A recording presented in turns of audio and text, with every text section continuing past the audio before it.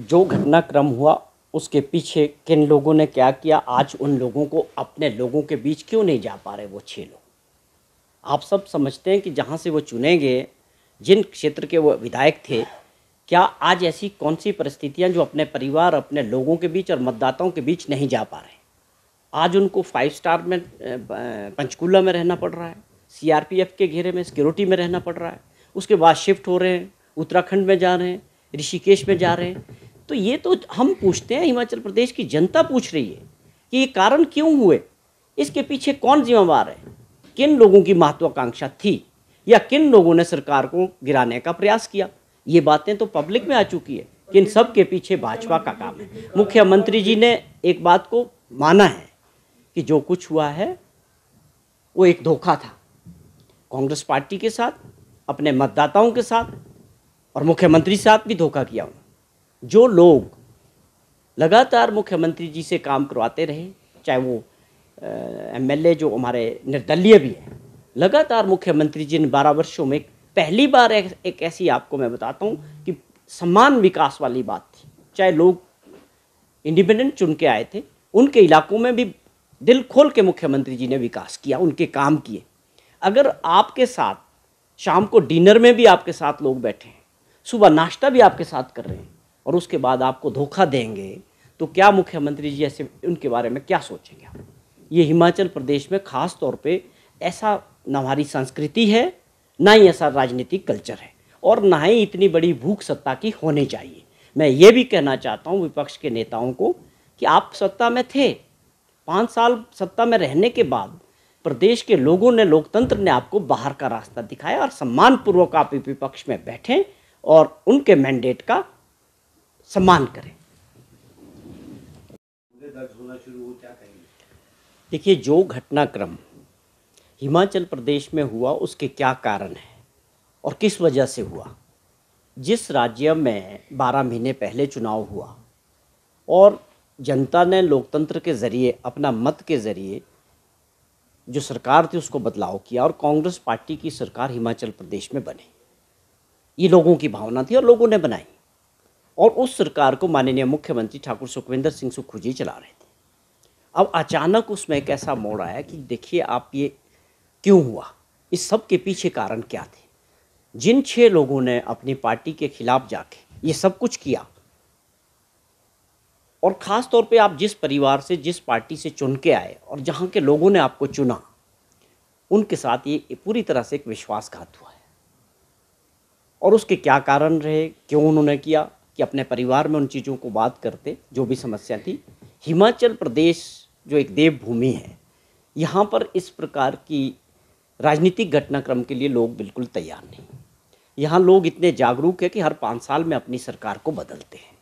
अगर 40 विधायकों के साथ कांग्रेस पार्टी को रूल करने का मौका दिया लोगों ने और 25 विधायकों के साथ विपक्ष में काम करने का जो जनमत था वो भाजपा को मिला था, उसका सम्मान होना चाहिए था।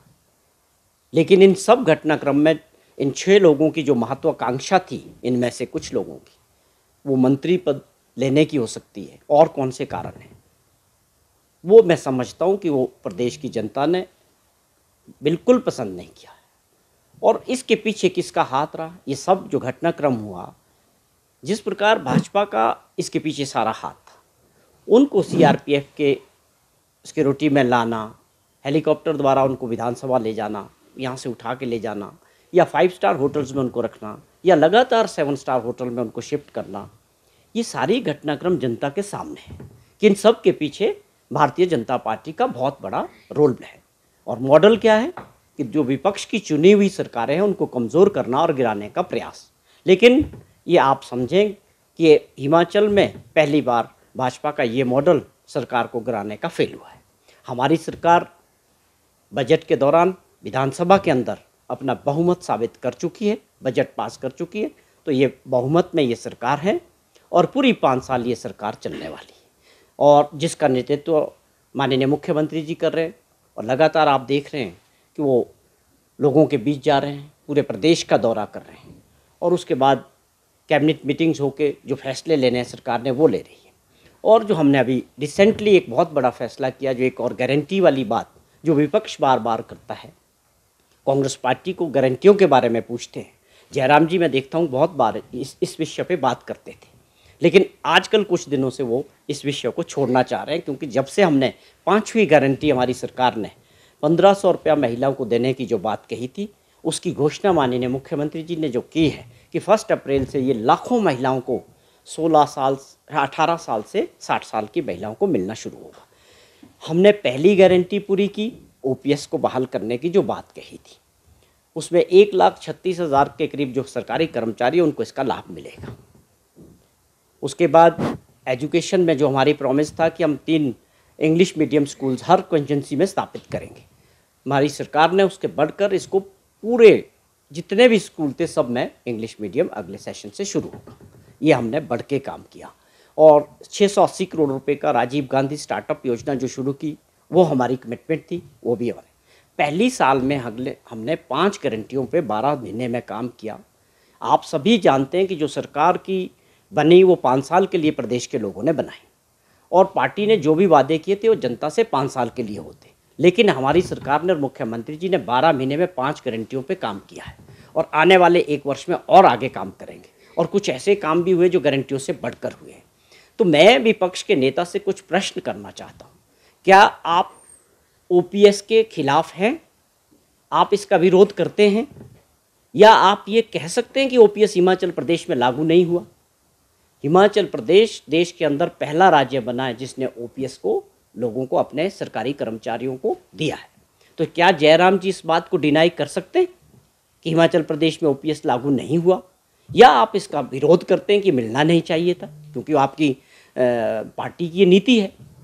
दूसरी बात, कि आप लगातार पूछ रहे थे कि गारंटियाँ, अब हम आपसे पूछते हैं कि 12 महीने में 5 गारंटियों को पूरा करना, उन हालात में जब आप खजाना खाली छोड़ के गए थे और आर्थिक स्थिति अच्छी नहीं थी, उसके बावजूद इस प्रकार का विकास और अपनी योजनाओं को आगे बढ़ाने का काम जो हमारी सरकार ने किया है, आज प्रदेश के लोगों में हर वर्ग में इस बात को लेकर खुशी है।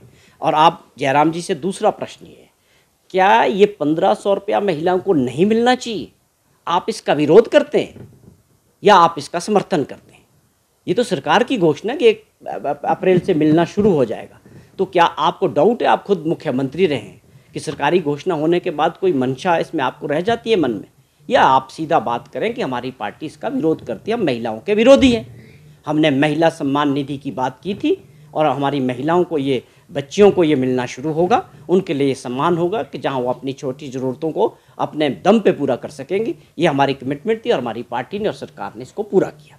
तो ये कुछ ऐसी बातें हैं जो विपक्ष केवल विपक्ष के नाते आगे विरोध करने का काम कर रहे हैं। लेकिन मैं आज आप लोगों के माध्यम से बताना चाहता हूँ कि ये सारी चीज़ें जो बजट में भी बनी, पहली बार ऐतिहासिक बजट बना कि ग्रामीण अर्थव्यवस्था को बूस्ट करने वाला है, जिसमें किसान की बात हुई, बागवान की बात हुई, या आप समझे कि दूध उत्पादक की बात हुई, पशुपालक की बात की इस बजट में।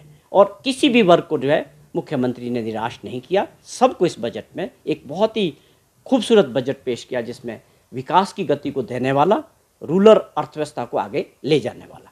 तो ये विपक्ष की जो मजबूरी है, केवल मात्र सरकार का विरोध करना, मैं समझता हूँ ये ज़्यादा दिन चलने वाला नहीं है। हिमाचल प्रदेश के जो मतदाता है और जो लोग हैं वो बहुत समझदार हैं, वो इन सब चीज़ों को अच्छे से समझते हैं।